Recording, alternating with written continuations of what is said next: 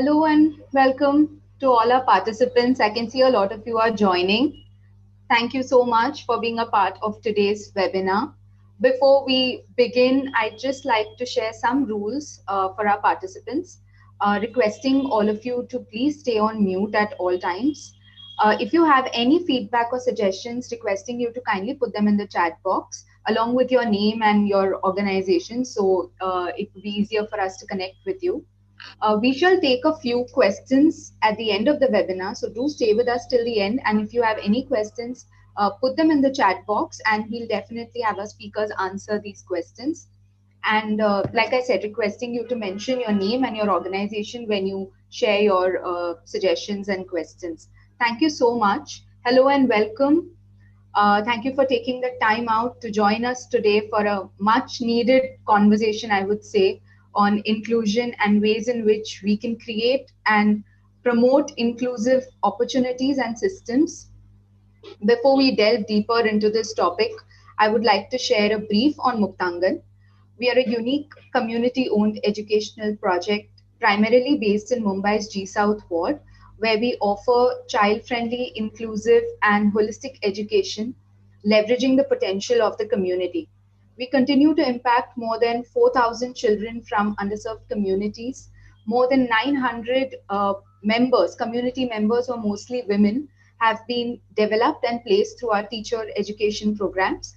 And we've been able to reach out to more than 75,000 children and more than 5,000 teachers and teacher educators through our various outreach projects across India. When we look at schools and the education system, we often find ourselves grappling with a lot of questions like how do we create inclusive learning opportunities and how do we bring about a shift in mindsets? It gives me great happiness to introduce our speakers for today, who are here to share their experiences as well as some vital strategies when it comes to promoting inclusion. I just like to take a minute to share my screen.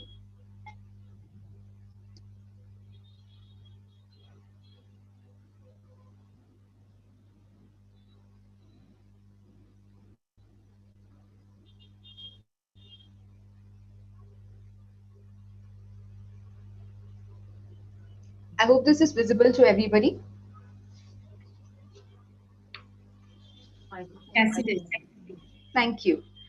We have with us Ms.Kate Currawalla, who is the founder president of the Maharashtra Dyslexia Association.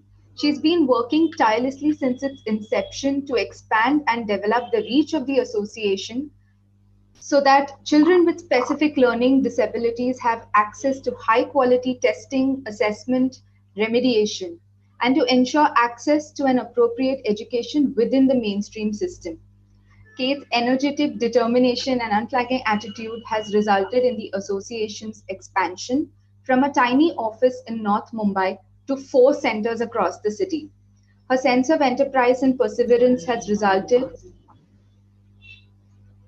Her sense of enterprise and perseverance has resulted in several fruitful tie-ups for the association in the areas of training and publications. A graduate of arts from St. Xavier's College in Mumbai and a PG diploma in mass communications, Kate has worked as a freelance journalist and short filmmaker. She was a regular contributor to several reputed media channels, including the Swiss Broadcasting Corporation and Doordarshan. In 2003, she was elected a fellow of the renowned Ashoka Innovators for the Public, a Washington-based foundation that promotes innovative entrepreneurship in the voluntary sector worldwide. In 2008, she was felicitated as a Woman Achiever of the Year by Sri Shanmukananda Fine Arts and Sangeeta Sabha. We welcome you, Ms. Kate. Ms.Shamin Mehrotra is the Director, School Outreach Services, a senior mental health therapist and part of the Ummeed management team for over 20 years now. Shamin works with the broader space of education and supports schools to promote and facilitate the inclusion of children with diverse learning needs within the mainstream settings and to support children so that they can engage and learn more meaningfully in school settings.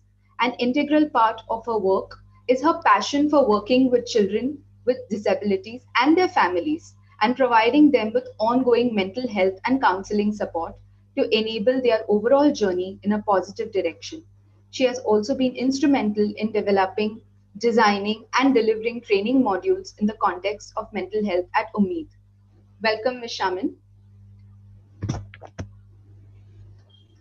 Ms.Ritika has a master's degree in music, is a gold medalist from Rabindra Bharati University, Kolkata, and has a bachelor's degree in deaf education from Ali Yavar Jung National Institute for Speech Hearing Disabilities in Mumbai. She has been part of the disability sector for the last 30 years, having been a communication therapist, special educator, a support teacher, heading the speech and language department at ADAPT Mumbai, among other roles. She founded Trinayani in 2006 and currently as a trainer and a consultant in disability inclusion, she regularly designs and curates sensitization campaigns for diverse stakeholders, be it corporates or schools, colleges, hospitals, etc. As a disability campaigner, she runs a spa employing blind massage therapists, curates inclusive events, creates awareness films, and collaborates in advocacy projects with like-minded NGOs. Among others, she has been awarded the Rex Karamveer Puraskar, a global award for social justice and citizen action by iCongo. In March 2020, she was recognized at the top Global Diversity and Inclusion Leaders Awards function by World HRD Congress and ET Now. She was invited to Dubai Expo 2020 to share the Trinayani journey on a panel titled Inclusive Societies Designing for All. Welcome, Ms. Ritika. Ms.Ila Shah is a professional working in the area of special needs and inclusion for the last 16 years. She has been at Muktangan since 2014, heading the inclusion department. Prior to that, Ila was based in Hong Kong, working with an international school supporting students with LD and with Focus, a support organization with children with ADHD. She has a master's in education in special education from the University of Newcastle upon Tyne and a PGDE from Hong Kong University. Welcome, Ms. Ila. Thank you. And thank you all for being here and making the time to talk about this very pertinent topic of inclusion. I think I have an amazing group of experts here. Let me start with a cartoon. Illustrates our topic so well. Shruti, you have it? Okay. While inclusion encompasses a broad range of marginalized groups within our society,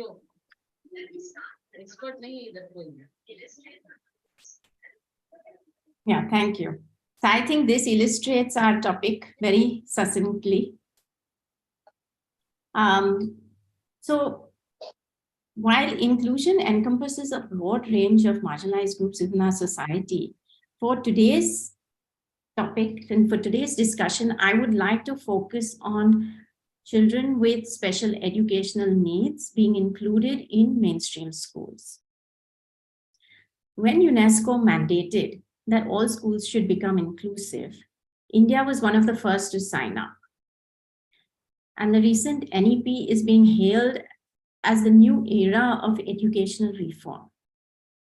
Shruti, you can take this off now. They have introduced many good initiatives, and we are all working towards making reform and initiatives in inclusion. So from a policy perspective, it appears that we want to take things forward in this direction. But let me give you an idea of the current situation in India. Today, there are over 52 million children with developmental disabilities. Out of these children, 3 out of 4, age 5, are not in school. And 1 out of 4, from the ages of 5 to 19, do not attend school. It has been found that disabled children rarely progress beyond primary school, and only 9% complete secondary education. So the question that comes up is, why are these children not in school?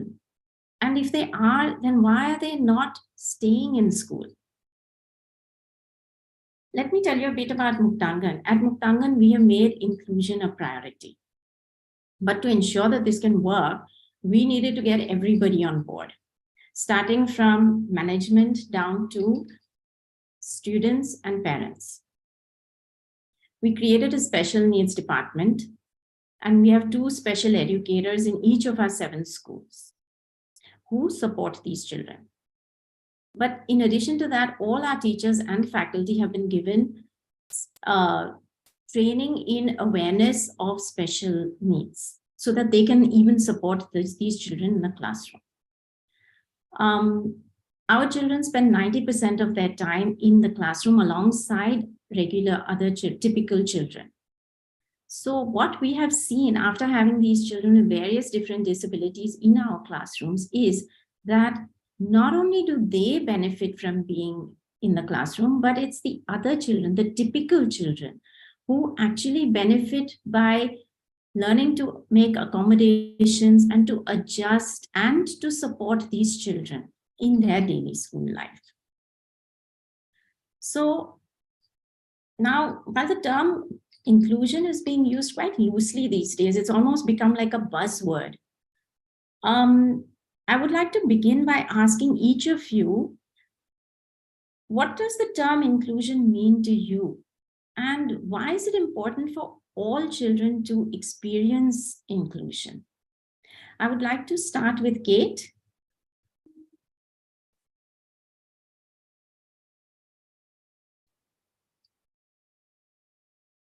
Kate, you're on mute. Thank you, Ila. To me, inclusion means creating an environment where all stakeholders feel welcomed. In a school, that would mean definitely that all students with all kinds of from all kinds of backgrounds, with all kinds of needs. And I do believe that every child has some kind of special need or requirement that would make them feel more comfortable in their school. It's creating an environment which is inviting and accepting of everybody. Right. And catering to everybody's special requirements. I want to add here that I think this is a very important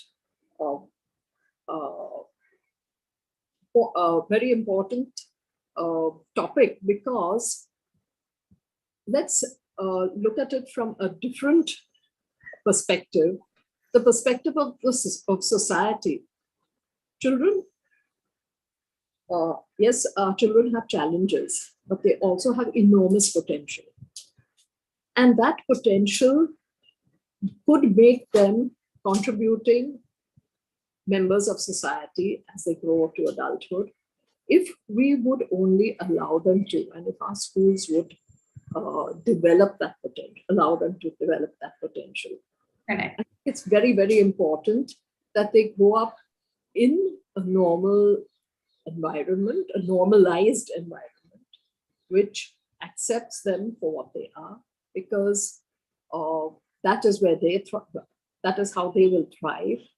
And that is also a sort of springboard for them into a more productive adulthood, where they would be independent owners and contributors. Yes. Okay, thank you. Shamin? Sure. Thank you, Ila. Firstly, thank you, Muktangan, for doing this. Ila, like you said, I think this is not only the buzzword, but I think it needs to be the buzz phenomena, because it is something that we all need to work toward. But to me, I think inclusion is essentially a journey. I mean, there's no start point, there's no end point, and there's definitely, there's no perfect student, there's no perfect teacher, there's no perfect school. It is a journey. And so I think it's a matter of a mindset, and it's really about a matter of wanting to do it and wanting to start at some point. That could be any point. What it will look like in individual schools will be, of course, very, very different. Because it will depend on so many factors within the school, right? It'll depend on priorities, it'll depend on available resources, it will depend on the buy-in from various stakeholders. So I think inclusion is, it's all about that, because, Kate, when you were talking about they get a chance to sort of be normal in some senses. I think really what is also normal, right? Like who has decided what is normal? And so it is, it will look different. I guess the fact that we have to talk about this word inclusion and use this word, to me oftentimes means that we are being exclusive, because it's some of us on the inside who are getting to sort of decide who else gets to be a part of that group. And so I think inclusion is so much. I don't think there's a definition. Of course, there are many definitions in some senses in terms of what exists. But to me, it's really not about being invited to the party. It's about wanting to dance. So it is about a sense of belonging. It is about sort of, it's about people weaving into the fabric of society, not having to fit into a specific sort of set, defined way of doing things. And it's so much more. I think oftentimes people think that inclusion is only in the school context. And in this, situation, of course, we're talking about it in the context of education and school. But even within the school framework, it's so much more than just sharing the same physical space in the classroom. It's not just about sort of filling the gap between the academic needs. It is so much about the social aspect. I mean, really, what happens to the child who's being bullied? What happens to the child who doesn't have any friends? What happens to the child in the lunchroom? And so it's so much beyond sort of just, giving, a differentiated worksheet. Or I think we need to sort of start looking at it more holistically. And I think the fact that we're having this conversation today means that we're on that journey. We've begun, and that gives me hope. It's a long way to go, of course, but I think the idea and the fact that we've started is great. But yeah, I think inclusion is just, a big, large umbrella term, which I hope we don't have to use anymore. But in the meanwhile, it is all of these things. Right. Okay. Thank you so much. Ritika, would you like to add anything to this? Absolutely. I'll tell you what inclusion means to me. It means not to be left out. It means that I matter. It means that I am valuable. And it means that I add value to society. As Shamin said, it is definitely a sense of belonging to the community and a feeling that I'm not being marginalized or discriminated against on the basis of anything. It's also, as Shamin said, it's a fundamental right. Inclusion is a fundamental right. It has nothing to do with education. It's just a fundamental right that each and every one, whether you are disabled or not, has to feel. It's a feeling. I can't tell you you're included. I have to feel included.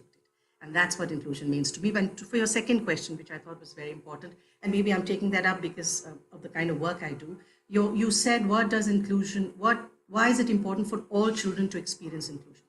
And for me, I'm going to take it in two ways. One is, for our non-disabled children in our classroom, inclusion allows them to expand their minds and their imagination.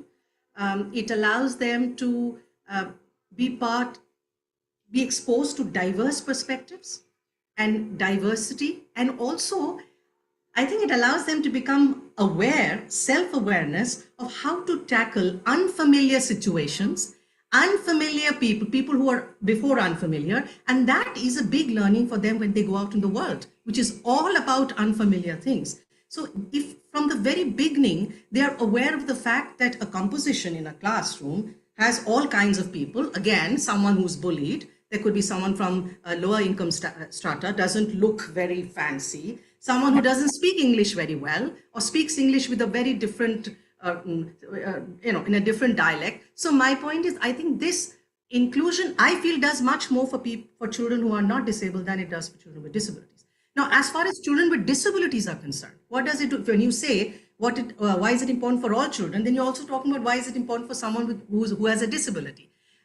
When we talk about bullying, even bullying later, when children with disabilities are together in a classroom, it also helps them become aware of and preparing them. Inclusion is about preparation. Inclusion is about preparing even the non-disabled child to accept people with disabilities, and people with disabilities to be able to get themselves including.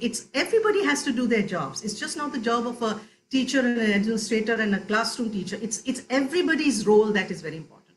So I think inclusion as a whole does a lot for both children with and without disabilities and all the other stakeholders that are part of the school community. Right. So I think that what you're saying is that the main thing is it's not so much about the people with disabilities, but it's really the rest of society that needs to start changing their mindset and also making adjustments. Like Shaman said, that, you know, it's not like they have to fit in. It's really us making the adjustments so that they can perform and you know, carry out their life within that system that has changed for them, that actually works for them. Yeah. So yeah, it's really not about us and them, and I think those are the terms that we need to be really very careful about when we are speaking it. It's more about together.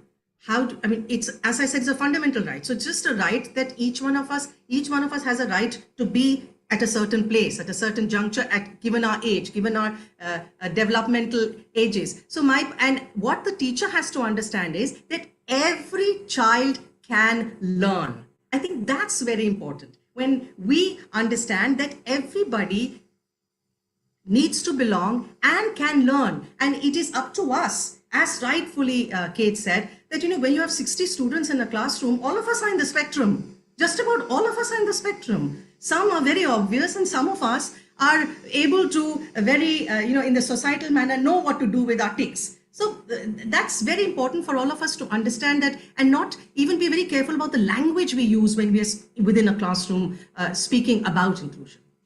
That's true. Yes, in fact, that actually brings me to my question, which is directed to Kate. Kate, you have been one of the early proponents supporting children with learning disabilities. And MDA was started, 27 years ago, when people knew very little about dyslexia. So there is an ongoing debate about whether neurodiverse children can effectively be included in the mainstream classroom. Right. So Ritika was saying, you know, it's teachers who have to learn how to address everyone in the classroom. What is, in your opinion, are private schools able to kind of do justice to the children, or do they just only take children who they think will fit into their system?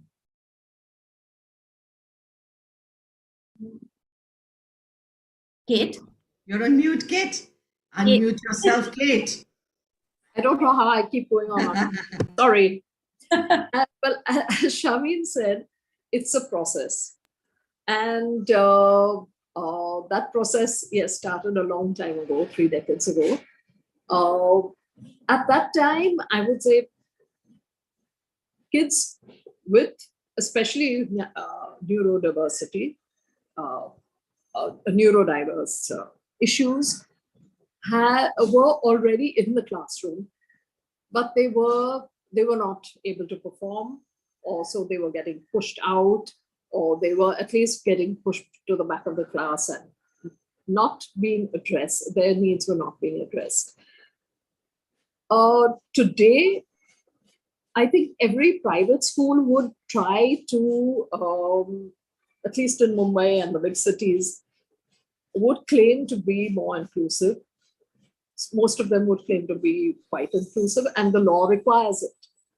But to what extent they are willing to make those adjustments and really, you know, create the kind of environment that we would like to see. So yes.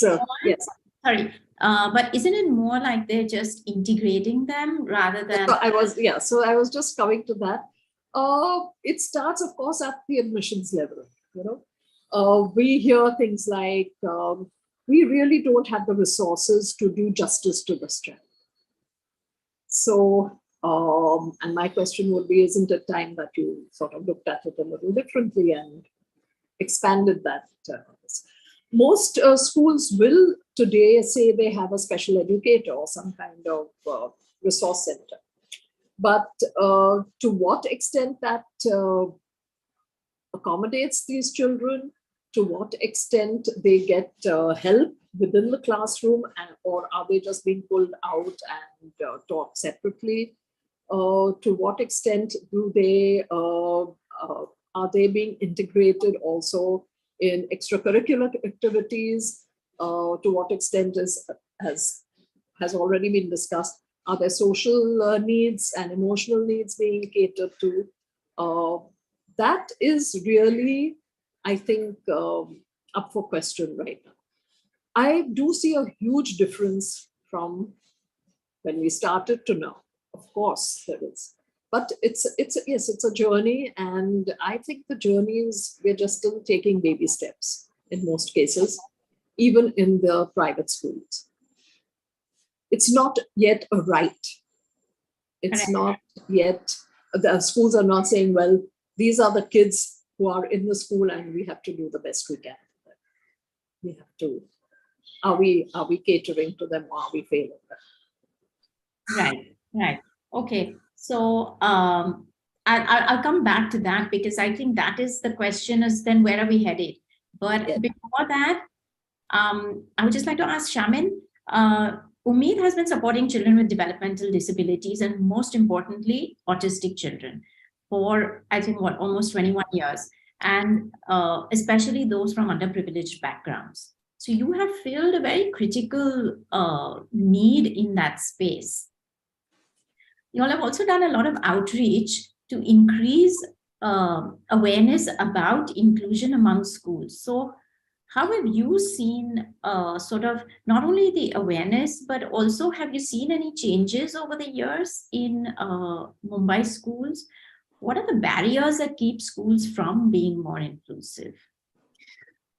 So I'll answer the first part of your question in terms of have I seen change? And I think, like Kate, I think there's been a huge shift where people are talking about, what it means to be inclusive.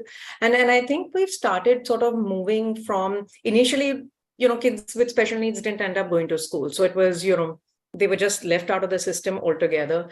Then came this whole idea of segregation where there were special schools. And so they went to, and it became like this whole them and us. And so they went to special schools and, there were mainstream schools.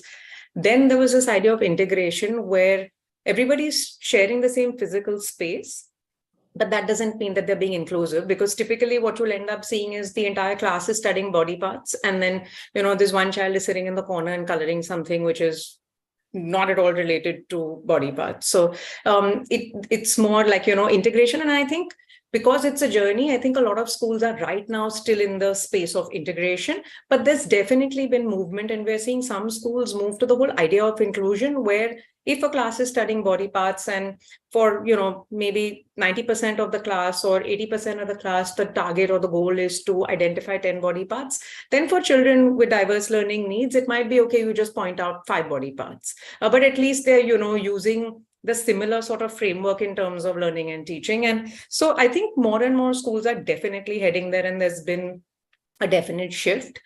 In terms of the barriers, sometimes I don't know where to start because there's quite a few. But I think the largest barrier, the way I see it, is the mindset. Because it is, like it said, it's really about believing that these children should be a part of the mainstream school. And I think currently the way people function is oftentimes people work out of, a space of entitlement, that we're allowing these children to be in our school, or we're allowing these kids to, be friends, or I'm doing someone a favor. And I guess I just want to call out that nobody is doing anybody a favor. Everyone is benefiting equally. In fact, probably people without special needs are benefiting much more than, people or children with special needs. And so I think it's a give and take.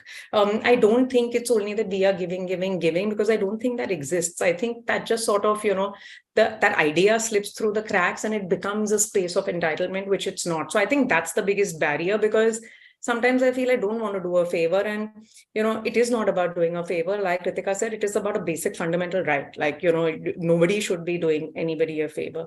So I think one big aspect is the mindset. But I think apart from that is also this idea of awareness, right? Like, we're still starting to talk about what it means to be inclusive, and the understanding of what it means to be inclusive is so varied.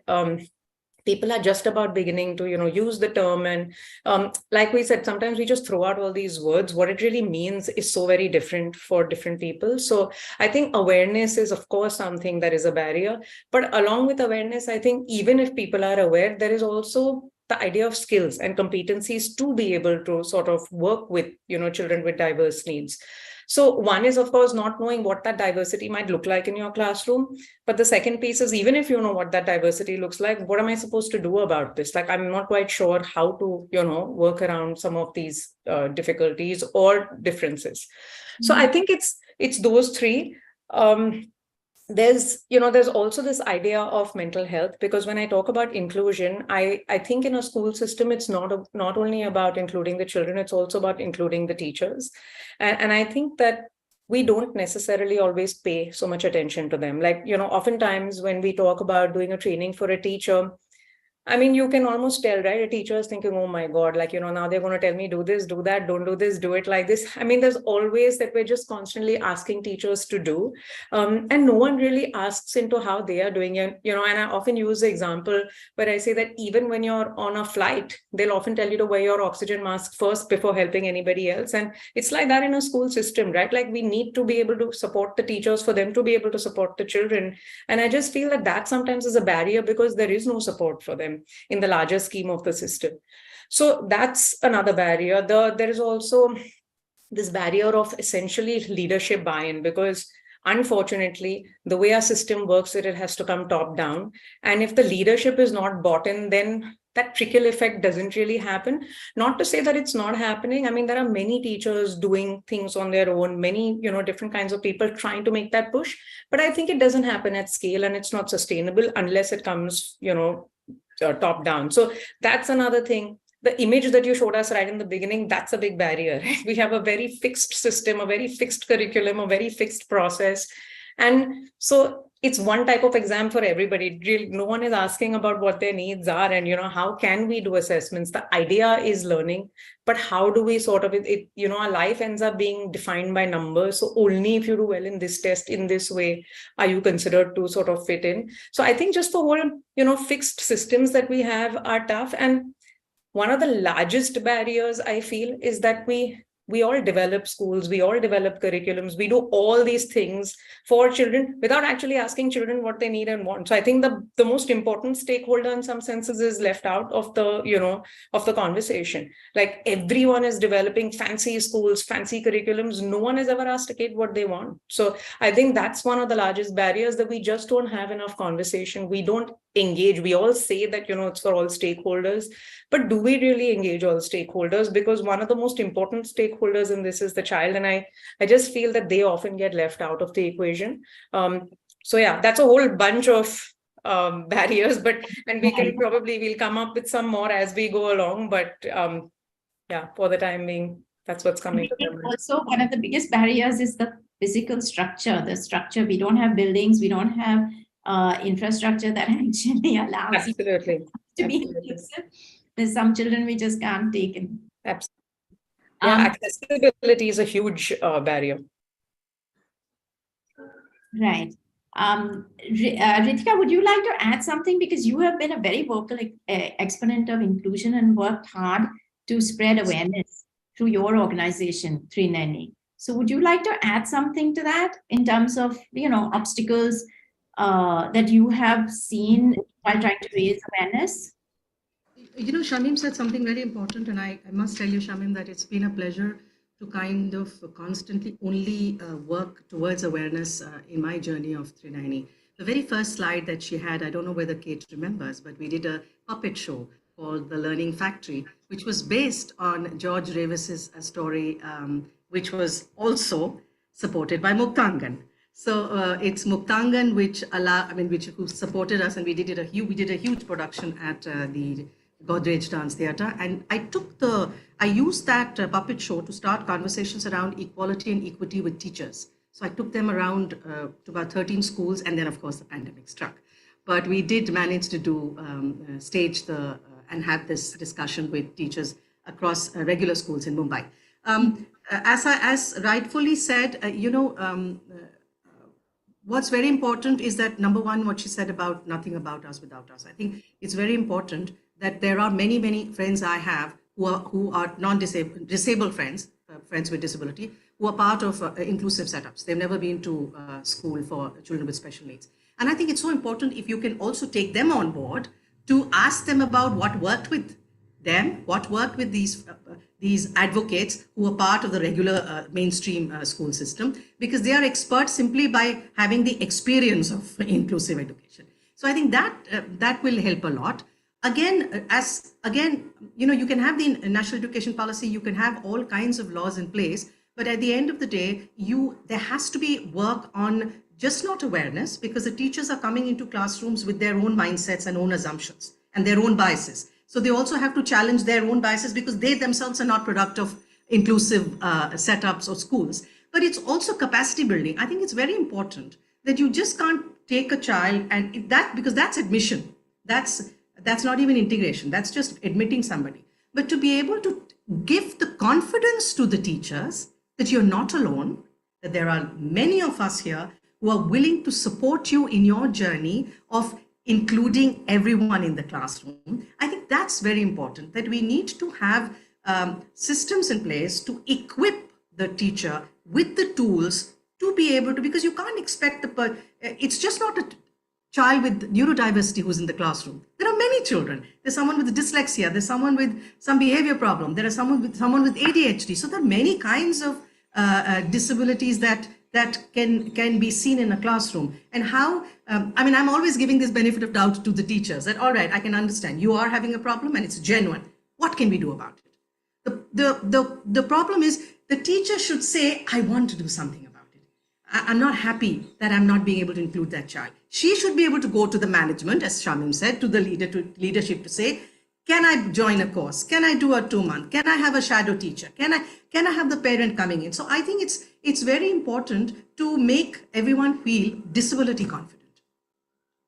Ila, can I just add to that? Because I think what Ritika is saying is so important. In fact, we've been citing a paper, and I'm happy to share that with you all at some point. There's a research article which actually talks about, working in the space of inclusion in terms of a triangle. And, the 3 sides of the triangle are knowing, doing, and believing.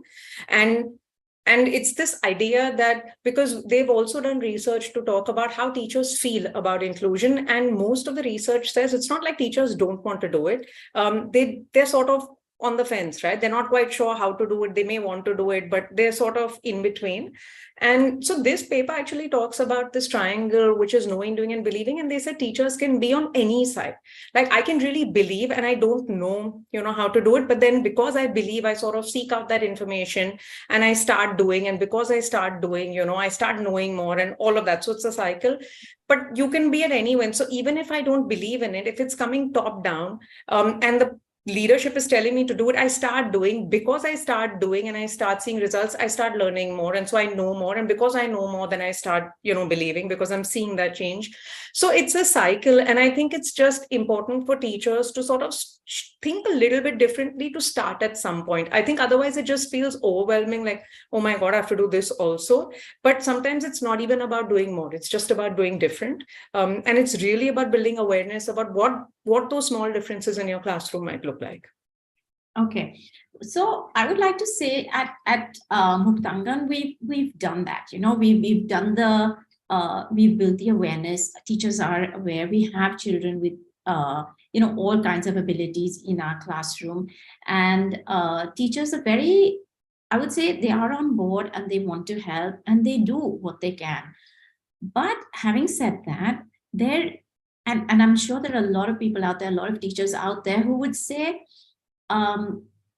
practically, when you're trying to implement that, when you have a classroom of 40 children and you have diverse abilities, how do you expect one teacher to address everyone's needs? Now we say that, yes, you must differentiate the curriculum, and you can allow one child to present their assignment or do their task in one way and another to do it another way. And but the question still remains, practically, how feasible is it to implement this? And I'm sure there are teachers out there who are probably shaking their heads and said, yes, how? So while we discuss this, does anyone have any suggestions or any sort of, practical input that they can give or have seen happening?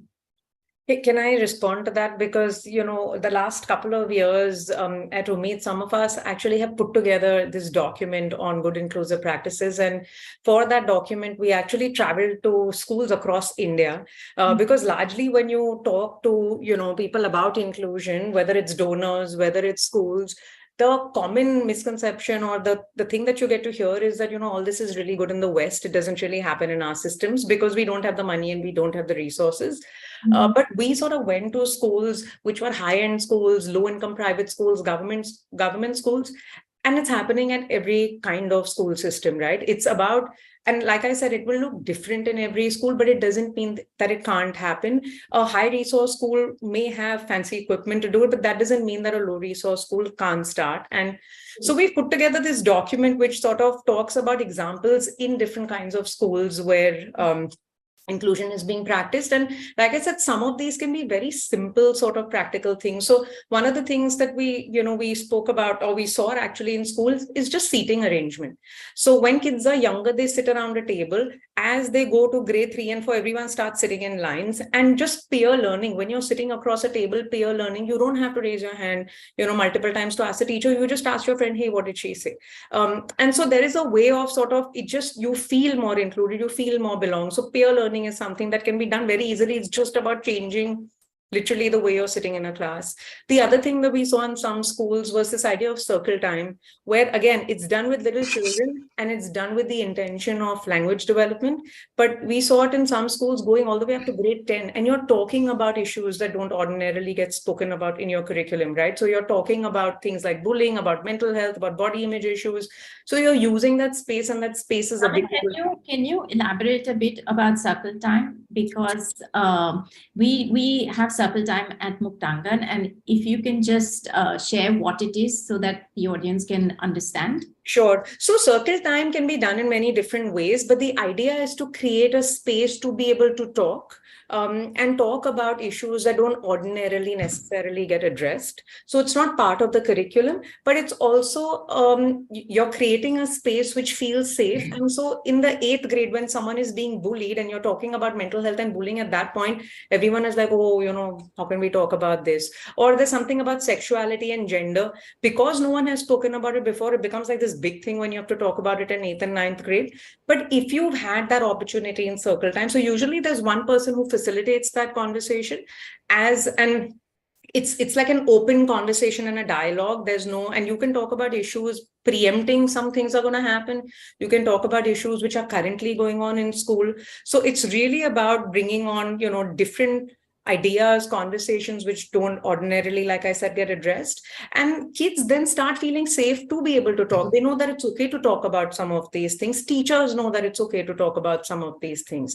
And like I said, because it can be done in different ways, we've seen in some schools that initially it's facilitated by a teacher or a teacher equivalent type of person. But as kids grow older, we found in one school, they nominate people, kids among themselves to sort of take on. They put chits into a thing and they pick up one chit to decide what's going to be the topic that they're going to speak about. And it's facilitated by children itself. But essentially, it's providing a space which is safe to talk about things which are not mandated yet in a curriculum. So these are just some examples. I mean, I can share that document, Ila. I think you have the link. It's on the Ummeed website, but feel free to share that after this. Yeah. The end of this. Yes, definitely. Kate and Ritika, would you like to add anything, or shall I? Would you like to go first? Kate, you're on mute. I was actually thinking about a kind some teachers, who do the kind of things that Shamin was talking about. And these are teachers with no training in inclusion, who really have no idea about the specifics of the kind of neurodiversity that they have in their classrooms. Mm-hmm. But something like, I'm so sorry. Something like a teacher who told me once, I make it a point to make eye contact with children who I believe, benefit from it, who may sometimes not get exactly what I'm saying or whose attention might be wandering. Mhm. And without calling them out or without, making it very obvious, making that kind of eye contact. I know of another teacher who knew that there was a student in the class who was a little slow in getting his books out or getting to the right page. And she would be, as she was talking and as she was announcing, okay, take out your maths books and turn to page 36, she would be reaching into his bag quite quietly while walking around the class, pull out the book, turn to the correct page, and continue talking to the class at the same time. Nobody ever realized that she was doing this for this child, but he did. And he saw her as an ally. And that really made him feel, as Ritika and Shamin Hasan, safe in her class. He knew he could go to her with any Yes. problem. Yeah. So it's these small things, Yeah, true. that being a little sensitive to the child, understanding that the things that they do, whether it's that the turning pages long after everybody else has settled down, they're not doing it deliberately. They have a challenge in doing these small, ordinary tasks as well as, the reading, writing, spelling, memory, all that. And making these small adjustments really makes the child feel comfortable in the class. Right. I'm not going to take too much time. Just one thing that I wanted to share because of an experience of having seen it, and I thought it was very interesting. Number one is, as Shamim said, it is really, really, it's not so bleak. It's just that it's not happening at the pace at which we are expecting it to happen, as far as inclusion is concerned, because it's happening in very diverse ways. Interestingly, in diverse schools. I was in Assam, Guwahati, and I went to a school called Montfort School. Which has children with hearing impairment and cerebral palsy, and there are blind students, and everybody in that school knows sign language. It's just part and parcel of learning. So the teacher is teaching and signing. The student who is blind has somebody helping them with the. So there's a braille there. There's somebody sitting there with the hearing aid, and somebody's helping. So I think. As all of us are saying, it does so much for people when they see that happening. It's such a happy place to be, where everybody is having difficulties, everybody is being included, everybody is being supported, and it's not that I go for a class, it becomes tuition, and just because someone with a disability goes for a class, it becomes support service. It's support nonetheless, no matter who's going for what. So I just wanted to share that because I thought it was brilliant the way everybody spoke in sign language there. Yeah, and I would like just to mention that this new NEP actually requires the use of Braille and the Indian Sign Language. So that is part of the new initiative. So hopefully that will start getting implemented soon. So I actually wanted to go on a slightly different track and say that, when I mentioned earlier, I said, very few students, only 9% of the students are completing secondary school. So do you not feel that it is important that, because if they stay in school, then not only do they become, they are equipped to join the workforce, they can contribute economically to society, and therefore they are not dependent on anyone, they have their independence. But also it, they know what their rights are. They can avail of their rights, plus they can protect themselves from abuse. So there are many reasons why we need to keep these children in school. So do you have any sort of suggestions for what we can do to keep these children in school? Or why do you think they are not staying in school? Is it just that they're not being their needs are not being fulfilled? Ritika, do you have You're talking about, I mean, when you talk about employment, we talk about retention. So it's just that people do get employed. At times, retention becomes difficult. Uh, in my experience of whatever workshops and campaigns I've done with schools, Mm-hmm. if there are so many variables to this. At which age did the child get admitted into the classroom? If you suddenly we have at times suddenly somebody coming in class 7 or class 8. So I think what's very important, that as I said, I won't be the right person to answer this, but as long as just saying that uh, why they're actually, I've never thought like that, because whenever I've gone somewhere, I would not go into why. I would rather say, what's the solution? Let's get into the solution. If there's a problem, what is the solution? I don't want to hear the problem. There is a problem, it's very obvious. The child has a disability, the child needs to be in a regular school, and I'm not saying the child is always right. Is the parent involved? There are so many factors. Is a parent involved in the education of the child? Because it's not just including the child in a classroom doesn't mean the parent's role gets over. It becomes compounded, in fact. So it does, it's not only a process, it's not only a journey, it's a lifelong journey as far as inclusion is concerned. Whether it's in class 1, then from class 1 to class 2, that's a challenge. Class 2 to class 3 is a challenge. So I don't think there's really some kind of a checklist that these things have to be marked and we will be able to then successfully include somebody. It's all very specific to child. It's child, I won't say case, but it's unique to every child. Every child's issue has to be dealt very differently, and you can't use that in solving anybody else's problem. So but as I said, it's a team approach. It's a team which has to get into it, whether it is the management, the administrator, the school, the parent, the father. Is a father equally involved? Is a mother equally involved? Who is the major caregiver? What is the language spoken at home? At times, I have seen in a classroom, the problem was that the child in classroom was being spoken to in English, and both mother father did not know English. They were speaking a vernacular language in their classroom. It was a simple solution of telling that parent that you possibly can't keep saying wo padhta nahi hai, English is bad, he fails, because did you know that he doesn't speak in English at home? So to me, I don't think there is any kind of a blanket checklist to figure out why these things don't happen. When any such parent comes to me, I'm forever saying, because I like that, I like to switch on the solution mode, that all right, problem is there, now let's just that's given, what can we do? And there is always a solution. Yeah, I want to just, sorry, Kate, go ahead. No, not at all.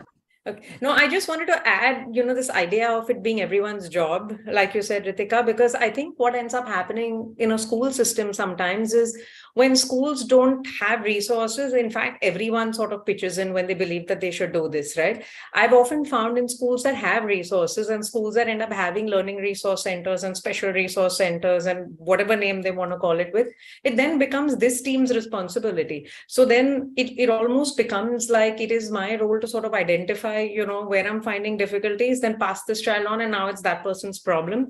And I think that's sometimes where that gap happens, because I think as teachers, there has to be that onus within the classroom too, right? And it's not about diagnosis. It's just about, when we talk about inclusion, it's just about good inclusive and teaching, like it's about good pedagogy. It's about good teaching practices and pedagogy. And so when we are catering as teachers to diverse needs, it forces teachers to be more creative, right? Like, Kate was giving the example of, the teacher reading out the instruction and simultaneously doing it for the child.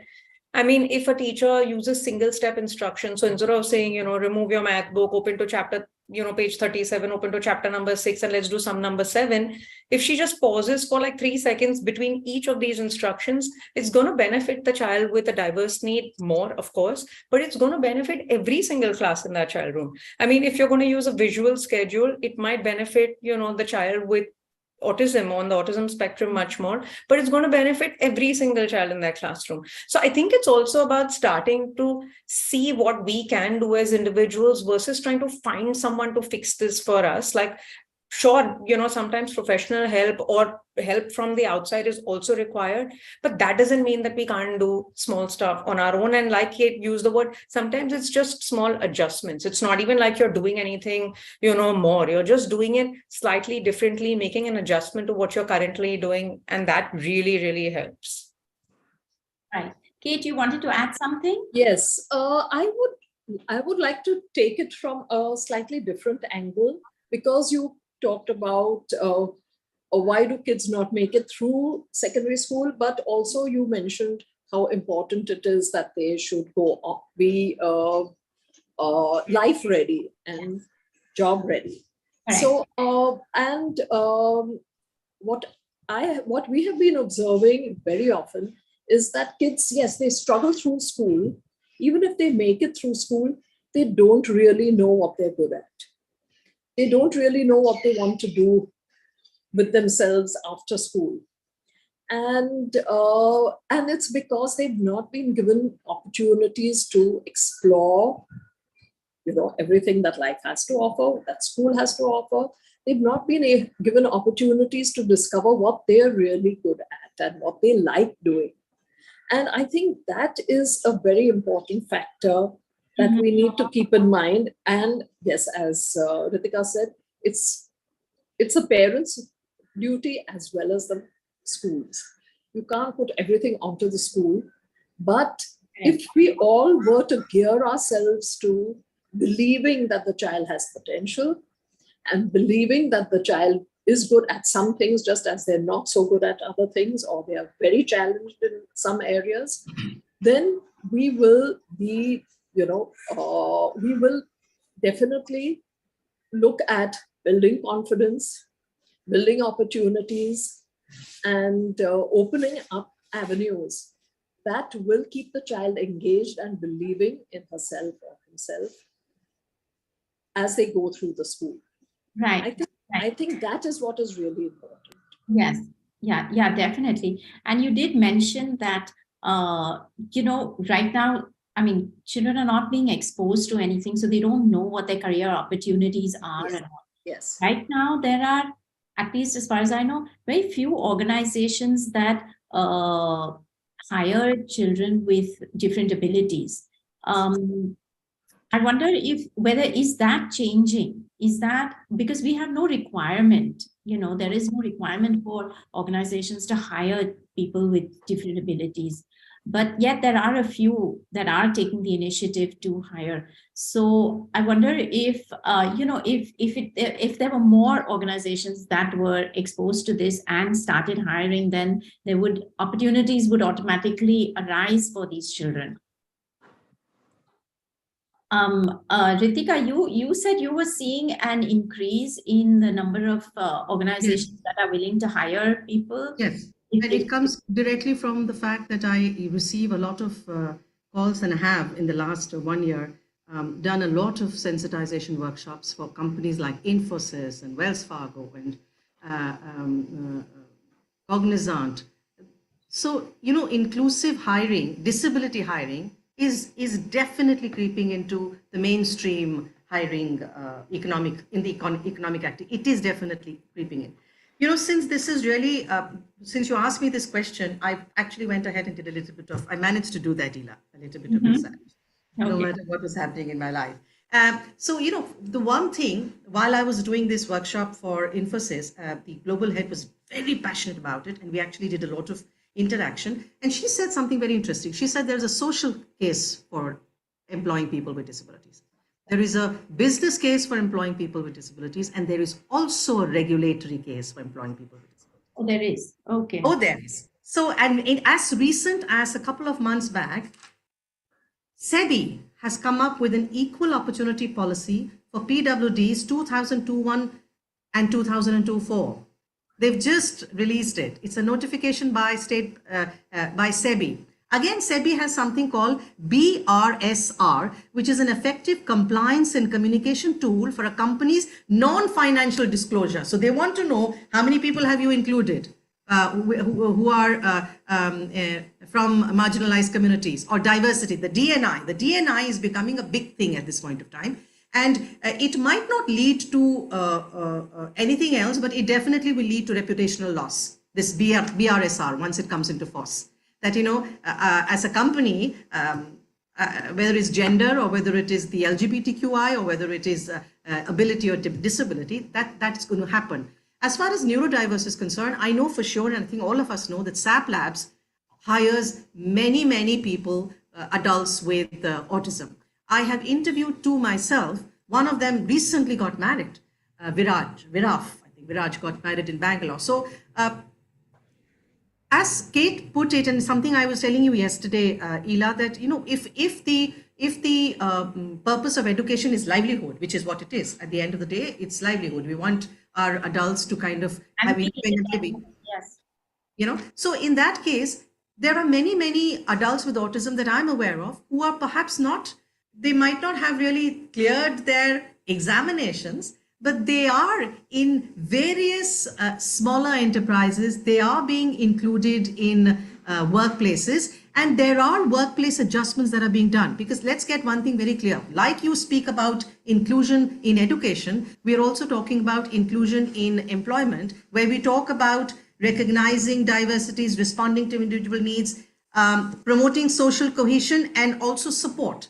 Again, support for each person with autism is different from the other person. So again, it's a team effort. But as far as I know, I must share that I see a lot of openings, just not for neurodiverse. I see a lot of openings for persons across disabilities within corporate sector, because they've also realized that it helps in the corporate culture it helps in corporate culture. It does a lot for the person with disabilities, whether it's self-confidence, whether it is social interaction, whether it is feeling independent, but it also does so much for the culture of the work culture within that, wherever employment has happened. The cohesion, or to understand, for some of them, this is the first time they're seeing someone with a disability. They've never had to go to school or live alongside. So at least they get to work with people with disabilities. And let's not forget, by nature, human beings are kind. By nature, we are kind. If at times discrimination happens, marginalization happens, I would like to believe it's because of a lack of information. If you inform them, if you adequately inform, if you give them the right tools, who in their right mind wants to marginalize? I think it's all a matter of awareness, which is what I'm so passionate about at Trinayani. It's all about changing perceptions and getting people to challenge their own biases and their own fears. The fear is not something that you assign to a person with disability. It's the fear of the non-disabled. I don't know what to do about it. Or will I do something which will harm? That's a big, big fear. And it is coming from concern that, will I say something which will hurt him, or will I do something which will hurt him? So it's a question of giving them appropriate information and relevant information so that they are confident about sitting along with somebody who's different in some way or the other. Because difference is not a disadvantage. They need to know that. Employers need to know that, and they're getting to understand that being different doesn't mean it's a disadvantage. On the other hand, it's an advantage. I did some research yesterday as far as neurodiverse is concerned, and the study by Robert Austin and Gary Pisano 2017 stated that many people with neurological conditions such as autism spectrum disorder and dyslexia have extraordinary skills, including pattern recognition, memory, and mathematics, yet they often struggle to fit the profile sought by employers. Ms. Haswell in 2021 says in her article, she narrated a case of a gentleman at Ernst Young and said that in spite of having a high degree of professional course degree, the person was given the job of dishwashing and cashiering or washing in warehouses. So this is not just something that is pertaining to India. It is a global problem of not being able to recognize issues or to be able to do the correct profiling. And that's where I think Ummeed and other organizations come in to be able to liaison with the employer, say, give us your job profile, we will match it with people, because matching is not something that they can do because they anyway have no information about it. I hope I've been able to give you some information because I did a lot of research yesterday for this. No, that is actually very amazing, and it's a lot of information, and it's a lot of things that we actually don't know about. So thank you so much for sharing that with us. Shamin, if you wanted to add something to that, but I also had a question to you because you your organization does a lot of sort of awareness about inclusion and all of that. If, let's say, a school cannot become fully inclusive, and I don't think any of us really can, then what strategies or measures would you recommend that at least they begin with, because we want everyone to make a start. So yeah. And that's an interesting question, Ila, because I think, like I said, it's a process, right? Like there is no perfect place to start. And there's not like if you've checkboxed like 10 things, then you actually are inclusive, because there's no endpoint either. I think, everybody, not only in India, but across the world is still sort of trying to figure this out in terms of what it really means to be truly inclusive.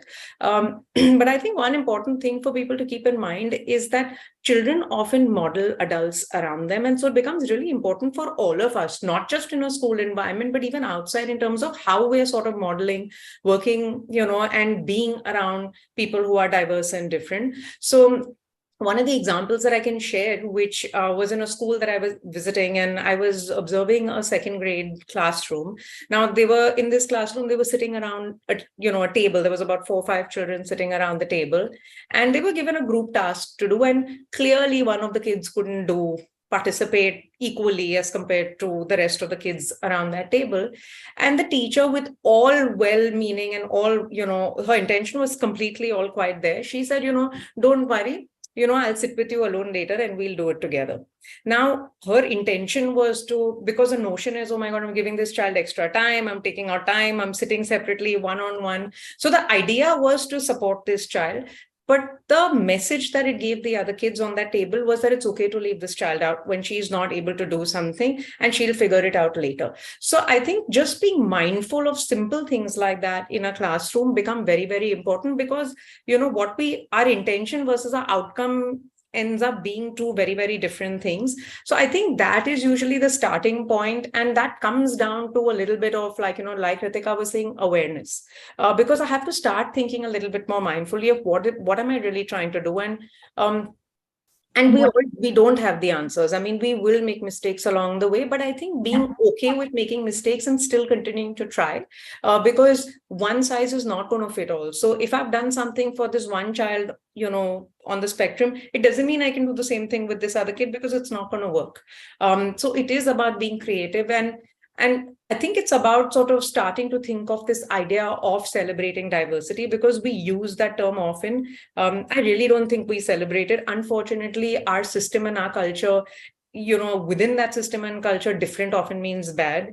It doesn't mean just being different. I mean, there are 30 odd, 40 odd people in this room. All of us have our own strengths and challenges, right? And it is about sort of building on the skills and building on our strengths, and sort of seeing the challenges perhaps, but trying to navigate our way around that, because all challenges are not going to disappear. I mean, we're all imperfectly perfect in some senses, right? Like everyone has some things going and some things not going so well, but we all figure it out, because I think we're just more open and accepting to each other. When it comes to something we've not seen often enough, then it becomes a big struggle. And I think being open to sort of trying things differently, asking, inquiring what can be done, what should be done, I'm trying this is not working. So I think just being open to doing more, I think, and when I'm saying doing more, I think that also includes thinking differently, and thinking a little bit about it. So just starting to be a little bit more mindful, because there's really not like 10 or 20 things that any teacher can do to sort of qualify as being inclusive. I think it's really just that sense of wanting this child to belong and making that child experience that feeling. Okay. I think all of us did say that, schools are quite limited in terms of what they can do, and in terms of also how much flexibility they have, because they adhere to a certain curriculum and they have the board that they, their priority is, of course, results. So what is the role that you see NGOs playing in the educational space? And do you think they are helping fill the gap, or is it just that they are working towards building awareness? anyone? I think it's a little bit of both, but this idea that we talk about, Ila, when we talk about filling the gap, we'll only ever be able to fill some parts of it, right? I mean, unless everybody contributes, there's only so much that like one little section can do. And it comes down to this idea of everybody needs to take onus. So as educators, as leaders, as teachers, as anyone in that space, we all need to start doing our bit. Because it's not about, I mean, the same parallel is something that I'm making within a school, a special resource center, right? It's not the special resource center's job or responsibilities, everybody's responsibility in the school. And outside the school system, it's not an NGO's responsibility. We're all trying to do our bit, but everybody needs to contribute for it to happen meaningfully and for it to sort of make a difference and be sustainable, because otherwise we'll all be doing our bits, we'll all be working in our own silos, we'll be making a difference in our individual small knit communities, but how are we really reaching out there to make a sustainable change is something that we can only do if we all come together and everybody starts doing it. If I may, sorry, Kate, go on. No, go ahead. Now, I'm just taking from what Shamin said, that everybody has to take onus, and that's why little about the first question that you answered about how schools become inclusive. There's a very interesting strategy that I'm taking at Trinayani. When I go to a regular school, I never talk about admission. I never talk about you'll have to admit a child with disability. I say there are, let's say, 6,000 students in your classroom. Are they aware of diversity? So I take that angle, that let's try and create awareness about diversities, about what it means to be a citizen of a country. It's not about passport. It's about belonging. It's about seeing to it that you accept other people into the community, you welcome them, you take ownership of other issues. And that's how in 2015-16, I curated and designed a year-long disability awareness campaign for Delhi Public School, Patna, Pune, Ludhiana, Coimbatore, which was called Celebrating Diversity, the Difference is in Knowing. And I talked about everything, but we didn't go into saying, we are here to see to it that you include children with disabilities. No, we are here to tell you, as Shamin said, it is everybody's job to be aware of their community they live in and what is it they are receiving from the community and what is it that they are contributing to. And one contribution is to always right a wrong, to always see to it that you are taking care of the last bencher.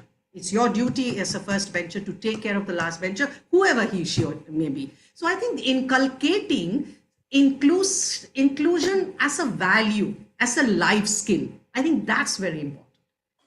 And I have to take this opportunity of sharing with you that UNICEF has a life skill curriculum where they have, nutrition and communication and how to say no. And as of today, Shamin, Kate, Ila, and everybody who is here, they got in touch with me and I created so there's another life skill. The 13th life skill module of that curriculum is, they did not allow me to keep it as disability awareness. So it says responsible citizenship, but the subline is interacting with our friends with disabilities. So that has been included in the life skill curriculum of Umang in Madhya Pradesh as a subject they will teach, with the other things. I think we have to take this very, very kind of a different angle and speak a language that they like and which is not threatening.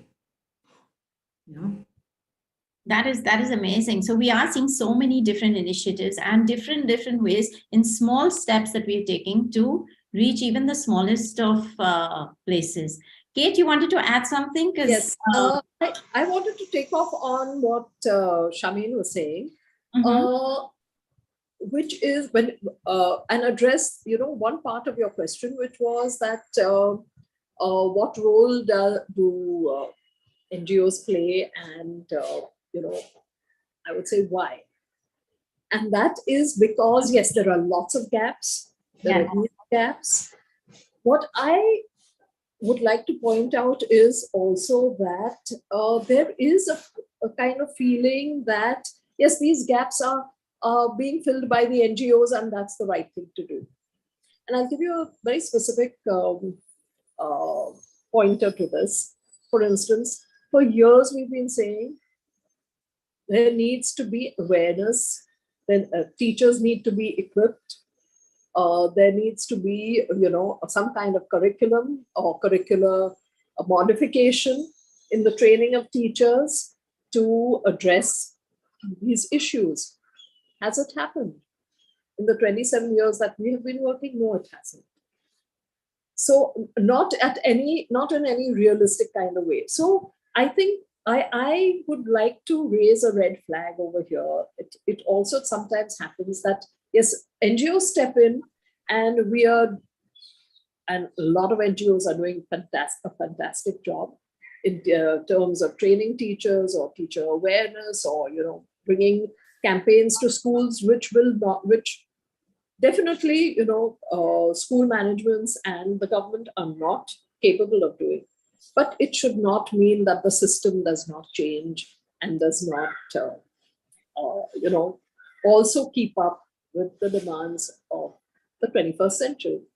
It's you can't leave it to NGOs. I hear all the time from officials saying, we can't do everything. Government can't do everything. That's where we look to NGOs to do this. But it should not become a part of that system. The system has to also change and upgrade. Yeah, absolutely right. And I think that is so important.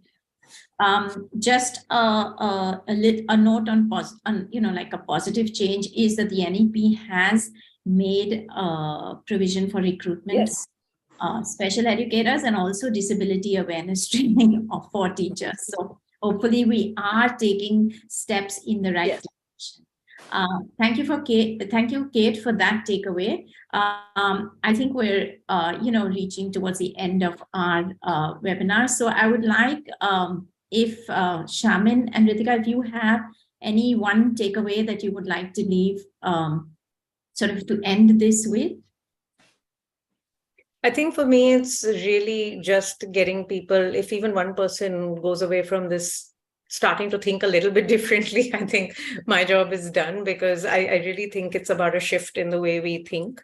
And I've also put down, I've just put in the link to, the document on good practices for inclusion. So if anyone, it's a downloadable thing. If anyone here wants to just think about it, start doing it, pick any of those, and that could be your starting point. Thank you. Ritika, I think you shared a lot, and I think your passion is very infectious, by the way. So if you have one last takeaway. All I would like to tell everybody here, and have them tell everybody else, is that disability awareness affects us all. It is just important for all of us. And there is no standard, there is no average, there is no normal, there's only diversity. None of the rest exists. No standard, no normal, no average. And disability awareness, once again, affects us all and starts with each one of us. Thank you. Thank you for that. So what I would like to just share a little bit, as I mentioned in the beginning, I believe that when we're looking at a school and we're trying to do, trying to become inclusive, I think there is a commitment from the whole school body, as well as cooperation from the parents to help promote the inclusion in the school. So I think that is what we have been doing for a long time at Muktangan. I would like to share some slides just to show you that, we actually, what is the practical implementation? How do our teachers cope with it? So Shruti, if you can just start the slides. First of all, I would say that, having a flexible furniture in the classroom, making it movable, and having arrangements that allow children to either sit in groups or in pairs, so that it allows for collaborative learning with different ability groups. So it's not like, there's one group of children who are smart and they can collaborate together. It's mixing up ability groups. And I think this really helps in everyone learning from each other and supporting each other, because like you said, different people have different strengths. So that's one of the things we do in our classroom.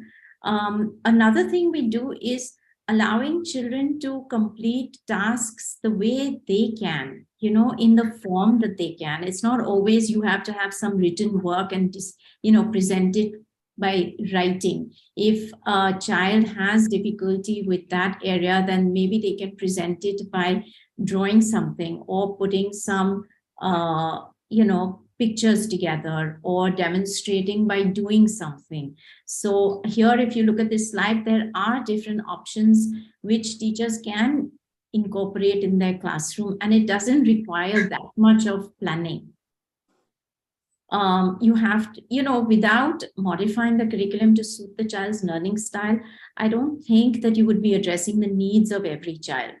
So that is something else that you can do as a teacher. And the last thing you can do is to allow a child to, demonstrate his ability in any way that suits him. We have, children who will sing a song or work with a group, or even simply if it means pointing something out, because that is what they can do. They're still participating and they're still part of the group. As Shamin said, you don't leave that child out and say, I'll deal with you later. He's participating and they are part of this. So I think I would like to leave that thought for everyone to kind of, when we end this discussion. I think we've had an amazing and interesting discussion today.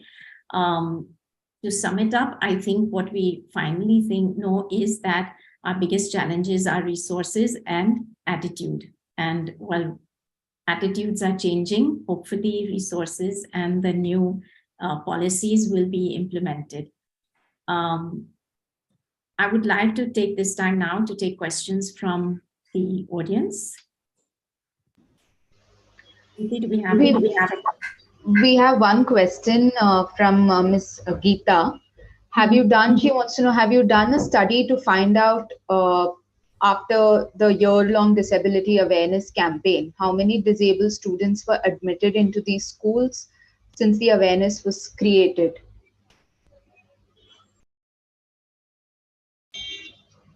Have we done a study? Interestingly, Geeta, there were many children with disabilities in the school that they were not aware of. There were, and therefore, midway during the awareness campaign, we started doing workshops on learning disability, because there were no visible disabilities, and that's another thing that you often associate disability with. You tend to forget that there are many disabilities in this 21 disabilities recognized by the government, which are invisible, nonetheless exist. So one didn't have to do the study, because we actually got on. I'm doing the campaign, I'm doing the awareness campaign for them again as a pilot, very different since we learned, and this is very specific to teacher capacity building from April. So we're piloting ENABLE, EN-ABLE, disability awareness program for only teachers in DPS Coimbatore starting this April, wherein we are going into universal design of learning and things like that. So they did have children with disabilities, with behavior problems, with ADHD. It's just that they went unnoticed, or they kept saying that there's something not right, we would like to talk to you about it. So suddenly we had a meeting where they said, we have some issues, we'd like to talk to you about it. And that's where we realized that they had children with disabilities, and which is interesting because they didn't label them as disabled. They continued to teach, but they knew that there was something not right. There was an issue, and therefore they required help, which is where we got experts coming in to talk about learning disability.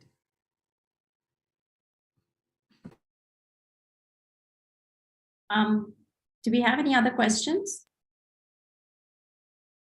Okay, so that's interesting, Ritika, when you say that they weren't, as they hadn't identified them as disabled, because that's really a nice thing to know, that you're not already, kind of putting them into a category and saying that, oh, these are our, children who are. But Ila, what's very important is, and I always say this because people have this thing about a medical model of disability, the social model. The medical model is very important. Diagnosis is very important.